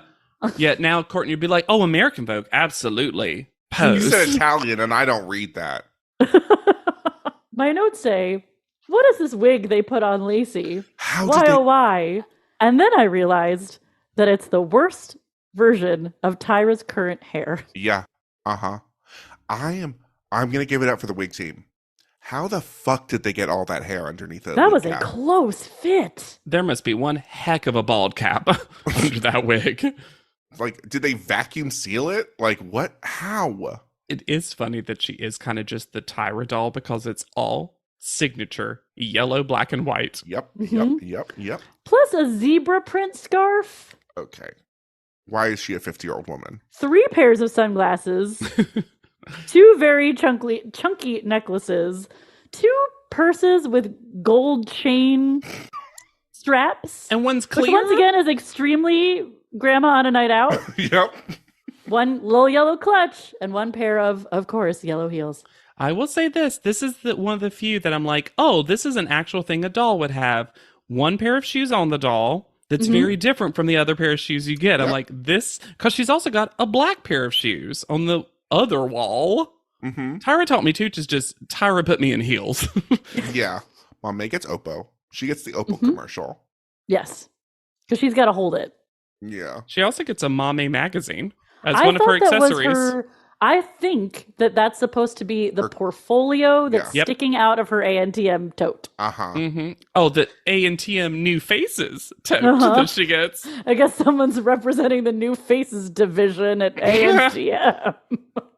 She also gets a gray tank top, ripped jeans, and black heels. Where's the nude underwear? Everyone knows that's a top model basic. There is nude underwear. On the wall? Yeah. Heck yeah. And it's real loose and ill-fitting looking. It is kind of gross to see. I'm glad they could repurpose from the ghost photo shoot. Yes. Mikey's setup, as I said, was worse and different. Because he's not Tarzan doll. He's like 40s or like 30s He's come to civilize Babar. Yes. Uh-huh. Yes. And everything is gold. See, to me, though, I didn't mind the gold because I do think dolls do that thing where everything is this one color of plastic. Sure. And that's so to me, I was like, there's an actual choice made there to make things that aren't normally gold. The thing that gets me about Mikey's is the big day scarf. That was a lady's scarf. It's a lady's scarf. But it also has nothing to do with anything. Also gets a safari helmet and a sun hat, golden binoculars, golden sunglasses. The sunglasses here were very weird. If you're reaching for like a period specific kind of thing, the sunglasses were very strange. Very weird. A water canteen and a golden flask, a leather cord necklace, boots, leather luggage, and one golden lantern. I love that book. It's my favorite of his Dark The Materials. Golden Lantern? Yeah. Mm-hmm. Yeah. Then we get to Justin, who also gets Oppo. Yes. I thought it was just. I'm honestly glad it wasn't just Mame though. Yes. And that but also that it wasn't everyone. And Justin gets cool accessories. Yeah, to This make is up the for one his, you want to buy. To make up for his wild hair. Mm-hmm. The boombox. But this was so boy brats though. This whole thing was clearly Yes. very inspired. Everything is studded to within an inch of its life. The caps, the backpack. There's golden headphones. Of course. And my favorite, 3 different watches. And he's already wearing one. So he comes with 4 watches. Hits heels, watches. Who does Yusai tell that they look like a doll that went through Taiwan shipping and get broken? I think that was Devin. That's Devin. Because that is the most real and savage thing to say. Yeah. Yusai Mary, has had you ordered this on Witch.com. Yeah, but Yusai has received this package. Yeah. Now, it's like golfer, I did ask a straight. Oh. Because one of the accessories that Golfer Doll comes with is a blue first place ribbon. Not something that is won by golfers ever. Don't they win jackets? Green jackets. Famously? Ugly green jackets? And like trophies. The trophy And makes cup. sense. The cup, yeah, especially a cup. There's lots of cup trophies in golf. But the blue ribbon? And also, you just didn't need it. There was plenty of accessories here. Golf bag and clubs, golf shoes, golf gloves, checkered socks, the flag stick. Wild. I will say, I love that this one had AstroTurf. Yes. Yes. That's a cool detail. The boxes are great. Yeah. Mm-hmm. And the last doll that we have to talk about is Beisha. Who weirdly gets the least accessories. Yeah. Very randomized. It felt very plucked from other doll boxes. Because we get a leather vest, 3 different leather studded cuffs, 1 silver studded necklace, a guitar, and a tiny white amp. So small. So small. And this A black and red feathered headpiece, 1 pair of combat boots, 2 pairs of not sunglasses, but like the Daft Punk glasses. And 1 bag? Just a book bag for travel. They still go to school. They're responsible. Respect your parents. Their modeling is so uncomfortable to watch in this. And then, interestingly enough, Eric must have said something very encouraging to her. Because afterwards, we see Beja shake Eric's hand and say, "Thank you, Eric. I really appreciate it." Interesting. Then we get back to the house for more sad Courtney. Though this post was it. This post was it. I loved it. Because Courtney just declares that DMC isn't happening.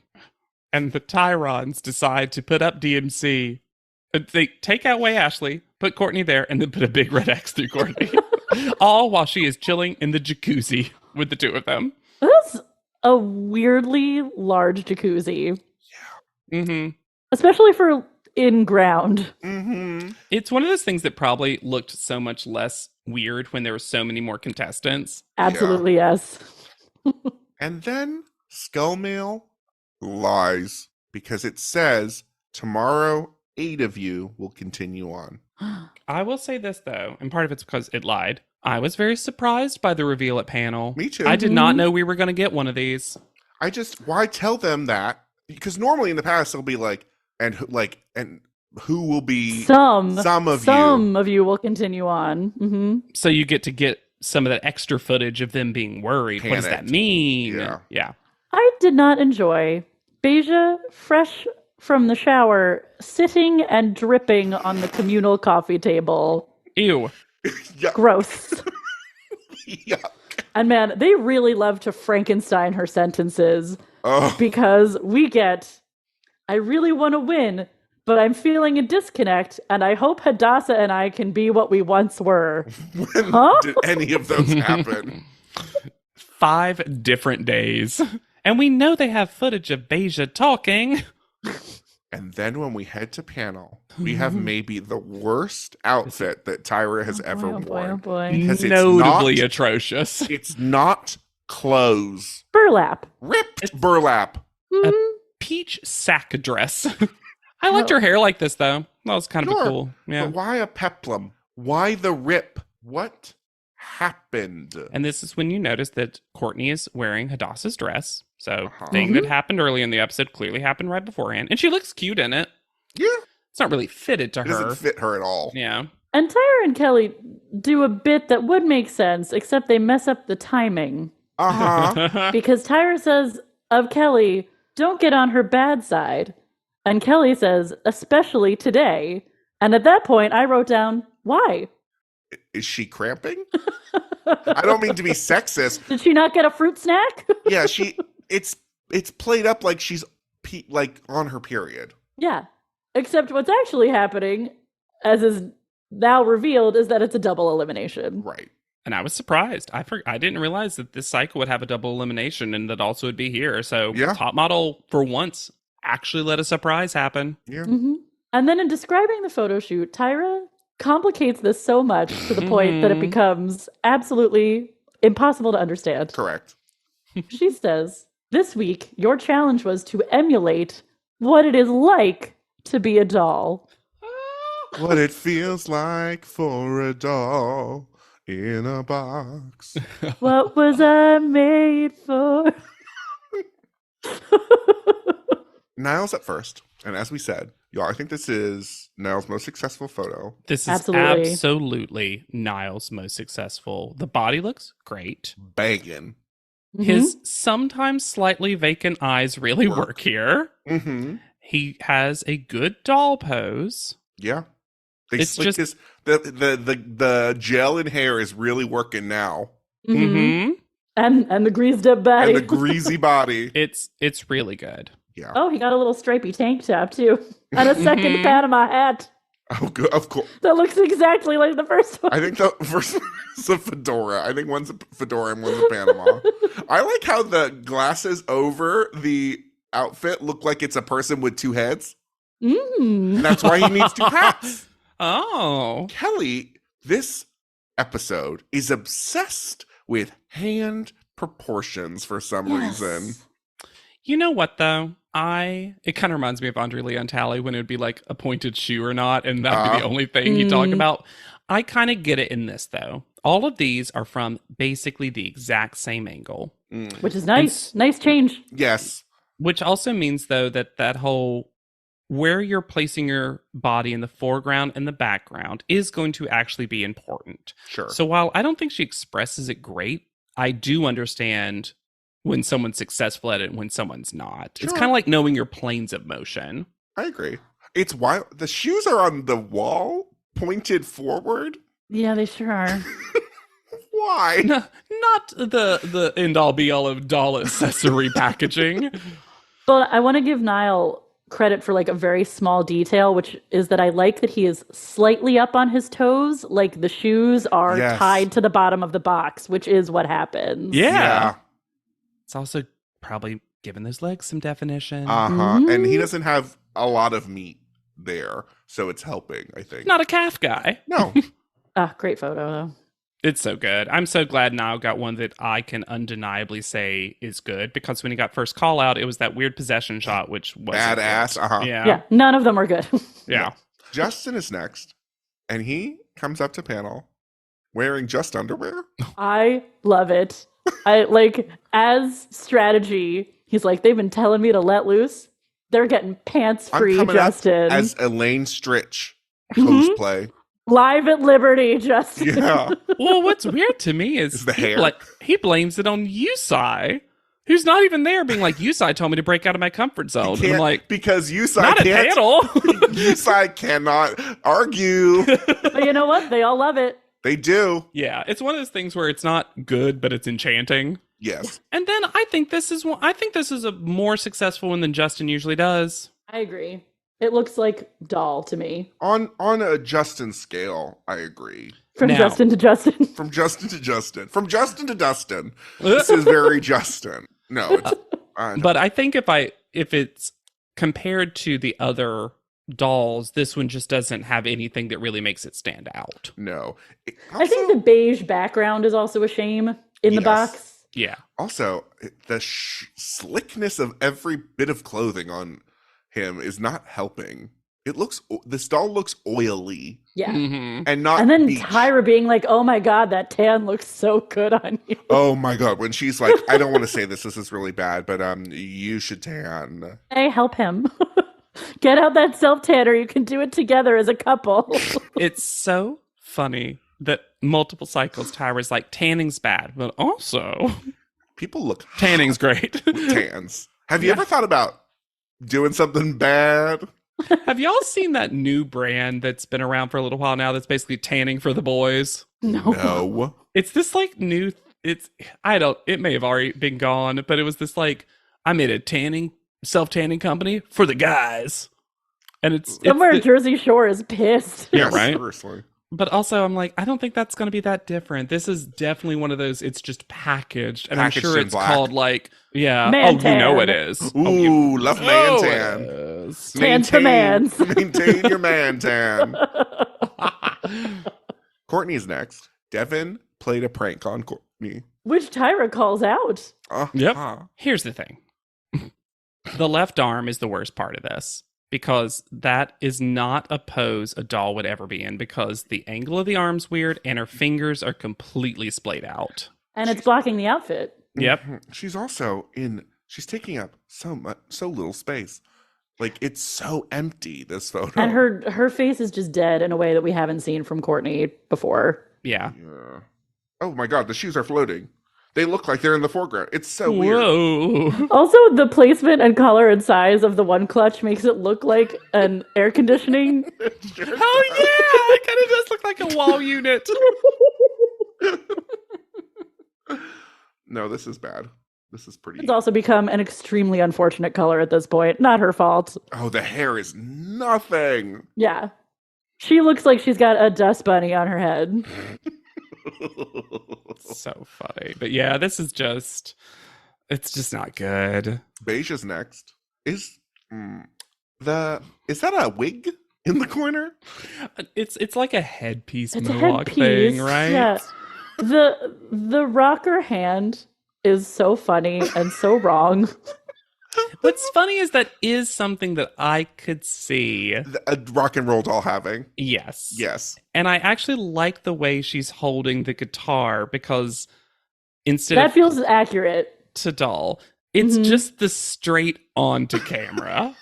So And the little I'm a little teapot body. Yeah. Yeah. I think her left arm looks great though. Mm-hmm. And I think she was set up for success. This is a doll that should have, like the addition that she got should have been very something that I think was in her wheelhouse. Right. Yes. It's very flat, but not in a doll way. Yeah. Yeah. Mikey is next. Here's the thing. I think as a baseline of looks like doll, fingers parted slightly too much. Yeah. This is I think this picture is kind of nothing. I Yes. also think it's Yes. weirdly successful. I think his eye line isn't quite right. Agreed. I think he needed to open his eyes and look up a little bit more. Yeah. At least Tyra kind of calls out that this is the same Yeah. face that he does. Mm-hmm. But I think Kelly is keeping Mikey in the competition. I think Tyra's bored. I gotta say, the outfit does not match the accessories at all on this doll. And what's fascinating is I think it's kind of a nice outfit. Yeah. I think this is the best his hair's looked for me. Mm-hmm. It's like crimp is much better than the straight that they... It also looks kind of like doll-ish, because dolls traditionally have Synthetic. longer hair. Yeah. But he really does feel like someone who's not going to try stuff as a model. No, because he's like, well, this is what works.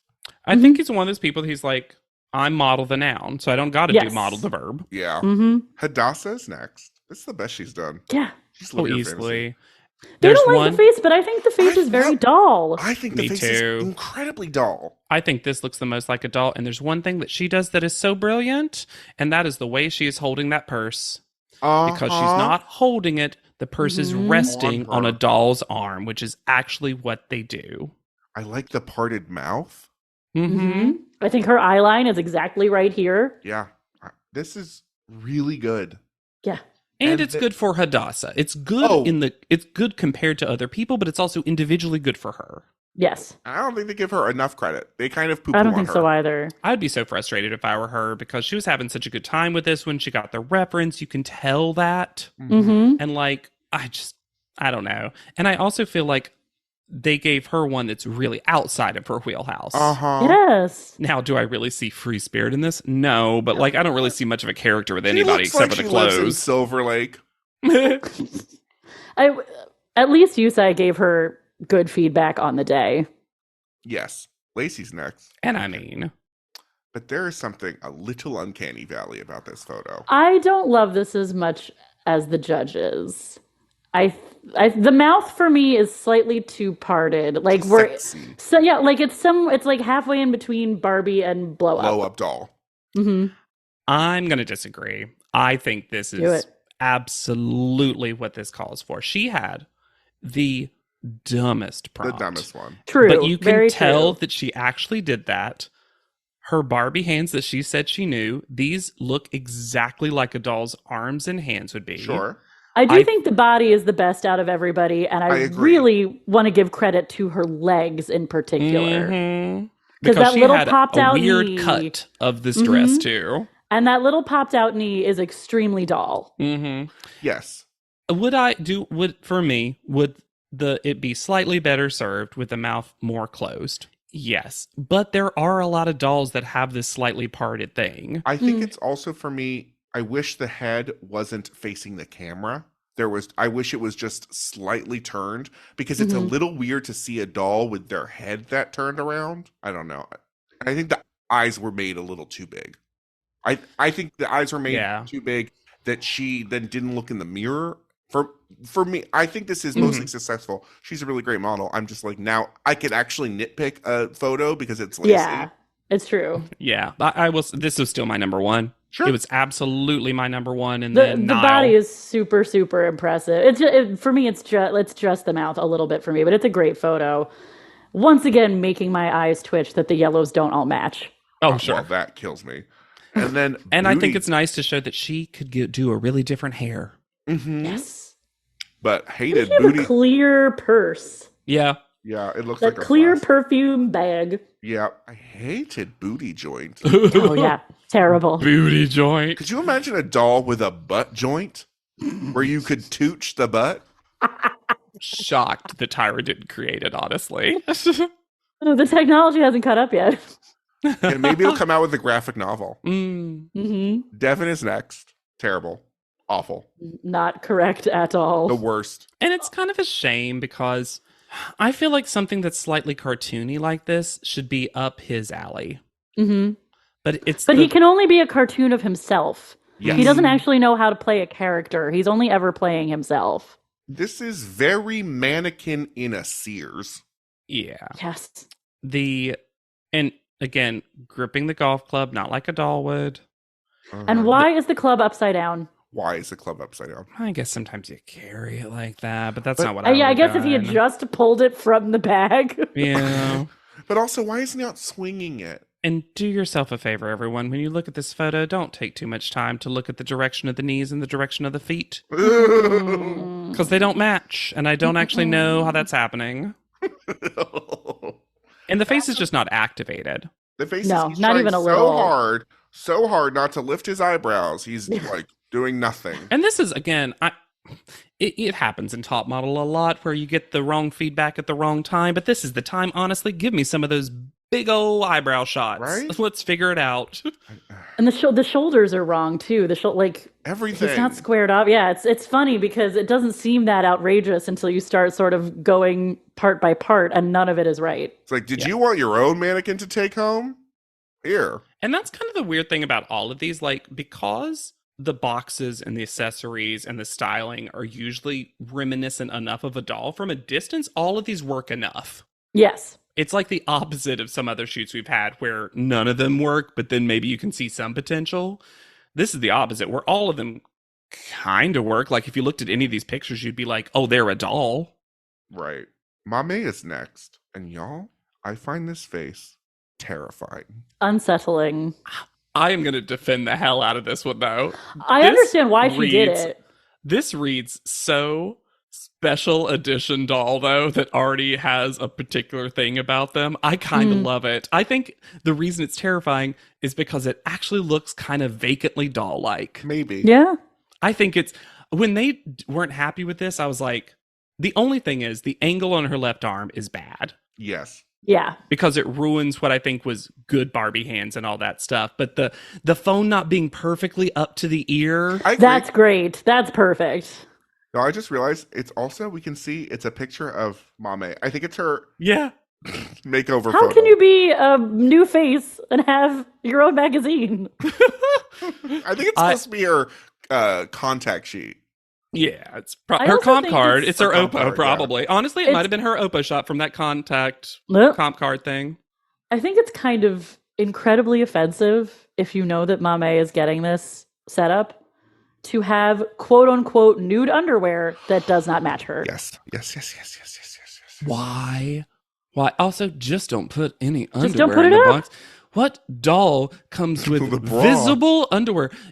Dolls don't come with underwear. It's just painted. Or It's weird. Or they come with a texture of a panty. Mhm. Yep.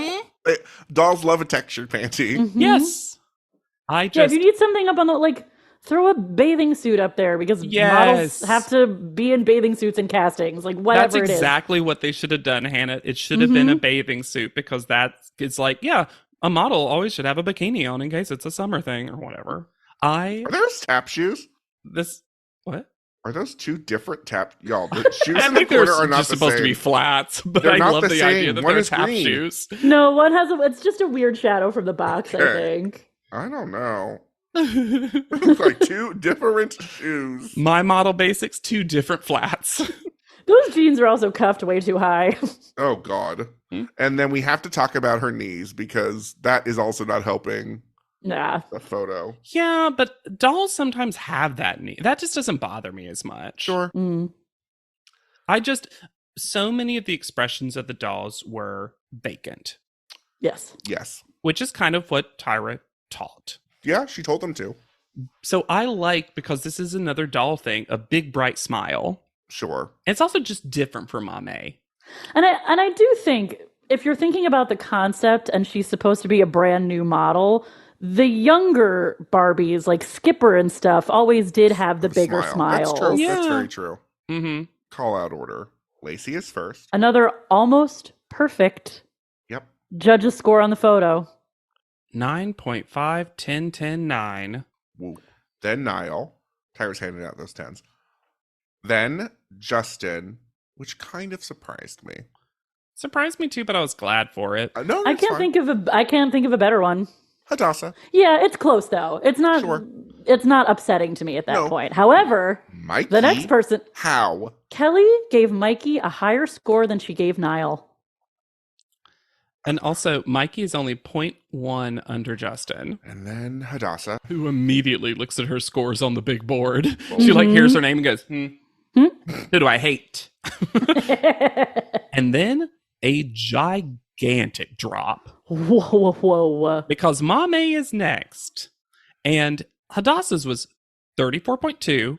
Mame, the next one called, is 31.6. Kelly gave it a 6.5. Mhm, It's one of the she sure lowest did. scores she's given. Yes. Way lower than anything she gave to people who are in the very bottom. So now we have a bottom three. Courtney, Devin, and Beja, and we're going to do that super cruel thing where we eliminate the worst person first. So they just get to stand there. So, Courtney, you're talented, but not strong. Devin, you can pose, but you can't be natural. Beja, you have beautiful androgyny, but you're fading. Androgyny but fade. What a comparison. Also, is this the first time we've really talked androgyny with Beja? Completely. Yes. Yeah. 100%. It's interesting because the show usually loves to have one, finger quotes, androgynous contestant to talk about. Well, and she seemed like she wanted them to bring it up. When they brought it up in the judging, she was like, yes, that's my brand. I'm so glad I'm giving that, in a way that it felt like she was just waiting for that moment. Right. Yeah. So, Courtney is the lowest. By a lot. Yep. By a hell of a lot. Yeah. And then when we recap her photos, we don't show the possessed one for some reason. Yeah, I thought that was odd. So now it's Devin and Beja. Tyra says something infuriating, which is that the reason the person who's staying is potential. And I said, how do you score for potential, Tyra? And also she said nothing to Courtney. Yeah. She said nothing. Mm-mm. I wonder if in panel, Courtney said also, again, she doesn't look at magazines. Yeah. And they She did. They had until a he moment. gave her the, you have to, you're too short to not read magazines. But no, but she did. Like, Tyra brought up the Vogue thing, and literally Courtney was like, oh, why? Out loud. And I was like, Courtney. Oh, Courtney. So, Beja. I was wrong. I predicted that Devin would go home here. Obviously. I knew they were keeping Devin. Also, when they said potential, I would argue at this point, Devin doesn't have potential. You know what you're going to get with Devin. Yes. He has a better portfolio. Yes. I agree. I 100% agree with that. Much better portfolio, and is much better for drama. Was the one who said who was dating who at panel. Yeah. Individual people, Miss J would have had Lacey win. And then Courtney, and then Beja or Devin go home. Yeah, they Same were tied. score. Yeah. Tyra gave the same score to Lacey and Niall. And then Courtney and Mame go home. Kelly, Lacey wins. And Courtney and Mame go home. So I am shocked. Mame better be so glad that she got that 10 challenge score, because that is the only reason she is still in the competition. I was going to say, it is literally the only reason. If that challenge score was not there, she would have gone home. Yep. Because although you have to wonder if they would have adjusted that, like Tyra would have adjusted her score in response. But her score, Mame's score was 31.6. Devin's was 31.5. Wow. 0.1 kept Mame out of the bottom 3. And then Beja is not pleased. This is the weirdest ending to an episode. Uh-huh. Refuses to hug Tyra. No, does hug Tyra. Tyra is the only one she hugs because Tyra commands her to. Sure. Then refuses to hug anyone else. And says she can't. She's like, I can't. Sorry, I can't. And then Tyra says, that was a little different. Hard cut to black. Yep. Next time on Top Model? No. And I think there have been people. There have been people who have not hugged, but they've just left. Yes. Beja, I think started to and was like, you know what? Actually, absolutely not. Yeah. And she also says that if there is a comeback, because apparently the contestants don't know at this point, she was like, I'm coming back. And y'all better be ready. So we got 2 people to do Where Are They Now? We'll start with Beja, actually. So Beja Sanchez. I am going to give a content warning for Beja's stuff that I already let Lex and Hannah know about as well. There is some stuff about sexual assault, as well as car crashes and injuries. It's in mental health. There's a lot with this update. So just make sure, if you're still listening, that you're in a place to hear that. Since the show, she had been in magazines Industry Born, HUF, and 360. Her catalog jobs included Moot New York and and Ah London. She became a fashion writer for Contrast magazine and was a commentator for the Fashion Police segments of Us Weekly magazine. So she did some kind of hosting stuff, which I didn't see for her, but I really like that. And was also a production coordinator at Warner Brothers. Her Instagram was Beija in a bottle, but that's not activated right now. And her Twitter X profile is I am Beija Sanchez, but that hasn't been updated since 2021. And there is a tweet that talked about how she keeps going on and off of Instagram. So now, in October 2015, she was driving 3 a.m. in the morning, making her way home from an after party, and she fell asleep at the wheel and drifted into another car, smashed her head on the windshield. Apparently, she didn't have a seatbelt on. She got a concussion, facial abrasions, a shoulder injury, and was having PTSD and apparently temporary amnesia from it. So very bad injury with a lot of things that happened afterwards. And she ended up setting up a GoFundMe to help cover the medical expenses because I think she didn't have insurance at the time. And in 2017, she was raped in a Paris nightclub, and Beija contended that she was discriminated against by the police, who didn't take it seriously. And she is quoted as saying, "I do think if I was a little blonde white girl in Paris, saying that happened to me, things would have been different. I think my skin tone, I think my gender, my sexuality, how I look, I think all those things had something to do with why I was not given the proper respect that I deserve. That's what I believe." And a couple of different outlets discuss that, pick that up. This ended up with her being a spokesperson for what was titled at the time Sasha.org, which is Sexual Assault Support and Help for Americans Abroad. And I believe that's now called Pathways to Safety International because that URL redirects to that. Yeah. So she turned that into a little bit of advocacy. Yeah. In July 2020, she announced her transition via Instagram. And in May 2021, she revealed that her blue eyes were fake and her real eye color was brown. And I'm going to read the caption. I cannot hide it. I have ambiguity around my eye identity, but it's I, the letter. And I just operate and move through the world a bit differently than the average person. My eyes, as you can see, are brown. Y'all. I'm truly sorry. None of this was supposed to happen, and I'm just beginning myself to understand. If I'm on and off, don't sweat. Might just need to get myself together right quick. And then a couple of months later, posted a picture with her natural eye color with the caption, "Elegance and femininity with a wild side and a spicy temperature." So spicy temperature. Yeah, and don't go outside, it's too spicy. Low grade fever.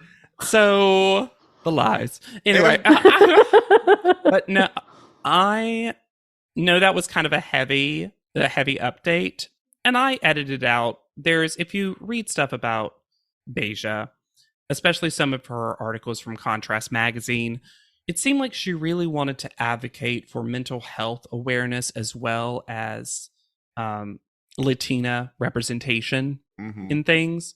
I think that she, based on what I've read for this update, is still on a journey with her mental health. And, as always, I hope for the best that's continuing to happen. It looks like she's taking another break from all social media. Can only be good for mental health. Yeah, exactly. The ambiguity of eyes. And as though it's passive. Identity. As though it's passive. I don't know how these blue eyes happen to contacts flipped in my eyes, but...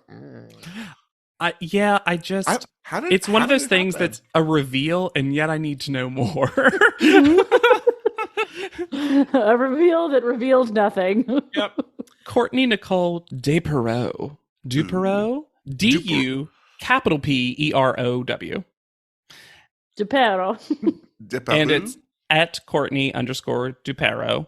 But that's also maybe spelled differently. I don't know. She still lists herself as a fashion model, 29 Cleveland, Ohio. And she lists that she was on Cycle 22 and is with Discovered Model Scouting and Management, #Selfie Queen. And #Selfie Queen is on everything. Sure. That is the brand. And she includes a link to her YouTube, which features her making diamond art. You know that thing with the little gems where it's like, it's a big pattern and it's got numbers, and then you have a little stick. It's a paint by numbers with little diamond crystals things. Crystals, yeah. Yeah. Okay. Yeah. She does have on her Instagram a top model highlight that seems pretty positive about the show. It's, again, similar to what we saw with Will and some other folks. She made it when the show was on streaming again. And then she was in magazines Conceptual, Hot Ohio, Horizon T. She modeled for 708 Alexander, Marshall Lavin, RJ Luna Couture, Ohio Fashion Week. A lot of these are Ohio based. And David Ford. And she continues to be what she terms, and I mentioned earlier, a handy-capable advocate. And she appeared alongside her brother Emmanuel on a magazine cover in fall 2023. And as a small trivia thing, she is officially tied with Sunday from the Petite Cycle for the shortest contestant that ever appeared on the show. So, yeah, and that's pretty much it for Courtney. She also seems like she maybe got rid of some old social media stuff and kind of reinvigorated, or maybe she just wasn't posting that much. But she's selfie queen. Yeah, it's interesting. There's like, she seemed like she came into this contest as a very internet-based person. But I will say a lot of her stuff was with her brother in the more recent updates, and she seems very happy, vibrant. So, and she doesn't seem to have had a negative memory of ANTM based on the captions and stuff when she was posting about it. So, well, that's good. Yeah, I will say, when we had the bottom three of Devin, Courtney, and Beja, I was happy for the people that got to be relieved of the show. Yes. Because I think especially you, Hannah, but all of us have been kind of just wanting Courtney to be gently dismissed from the show. Because it seemed like it wasn't serving her well. Yes. In some ways, I feel like this is the best arc Courtney could have had on the show, which is to get some, not from the house perspective, things that happened in the house, particularly with Mikey, all of it bad. Not trying to say that. But her journey as a model in relationship to the judges, I think she got some positive feedback, which was great, and made it far enough that she could feel good about it, but wasn't going to be subjected to any higher pressure, and got to leave with a little bit of grace. Without saying anything to her. Yeah.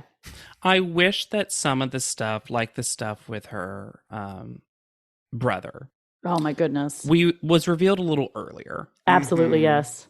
Because she seemed like a contestant that near the start of the show could have been such a champ.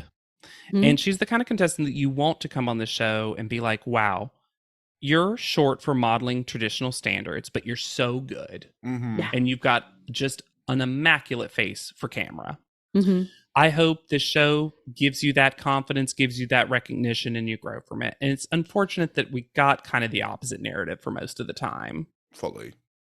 I just don't think, and from what I can tell from the Instagram, this is not someone who's going to be served by a large national high pressure platform. Yeah. Keeping it local, doing what you love, combining things that you love together in a way that you can't in a bigger market or space. I think all of that is really positive and wonderful. Agreed. And the advocacy seems like a big priority for her, and I think that's lovely. The relationship with her brother just seems so genuine and heartfelt. But it really is, as you've already said, a shame that we didn't get that earlier, because it goes such a long way to giving her facets as a human being and giving her more dimension instead of just like sad, the saddest sad whoever sadded. Yeah, they were just like, you're poor, and because you're poor, you're sad. Oh, you're not confident? Oh, you're sad. Oh, you're lucky your teeth are kind of cool, even though it's definitely from poverty. And then with Beja, I do think that there was some great TV moments thanks to Beja. Yeah. I think that there were some bad ones at the beginning. Yeah. Sure. But also like stuff like the broken crown. Yeah. It's just like, that's just fun stuff. I think that if Beja didn't have this rivalry with some other contestants, I think she would have come out of this as one that I just liked. Because the thing is that Beja's a fascinating character too, where you would think that the unique look would be someone who every time she takes a picture, you're just like, wow. But she was the opposite. We're like, oh my goodness. Most pictures weren't that good. Worst photo in top model history. Are you talking about the possession? Yeah, I liked Beja more than I worried I would. Not from the beginning. I think, funnily for us, in a way that I was fully not expecting, the association with Hadassah gave her a lot of positivity. Yeah. Y'all, can you believe Hadassah is still on the show? Can you believe Hadassah is one of my top tier contestants of all time? And she is so bad at this. So bad at modeling. It's so funny. She probably had her best picture ever this week, and I think she's still got like 6 or something. She just can't win. But if you think we win, you should tell us about it. I knew it was coming. Rate, review, subscribe. We love hearing from you, your hot takes, your iced tea. You can send us an email at podleadum@gmail.com or visit the website, podleadum.com. We're Podleadum And you can everywhere. participate in our polls because I'm going to say it right now. The votes were pretty close on, socks off in the bed. I would just like to clarify, since you brought it up, I wasn't going to say anything. I have no issue with how people sleep. You got to do what's right for you in a sock situation while you're sleeping. I'm just saying, if you are coming into my bed to sex me up, you leave those socks on the floor. And I'm saying, I think people were unduly influenced the fact that JW has a medical reason why he needs these socks on, as opposed to just keeping your dirty socks and putting them straight into bedsy. Oh, you think people were influenced? Because I think Lex made the Spotify poll, and yes was parentheses monster, no was parentheses angel. And I would like to point out, I love the Discord. You left off my favorite option, which was one sock off, one on, chaos. No, that person you can't trust. That person is a psychopath.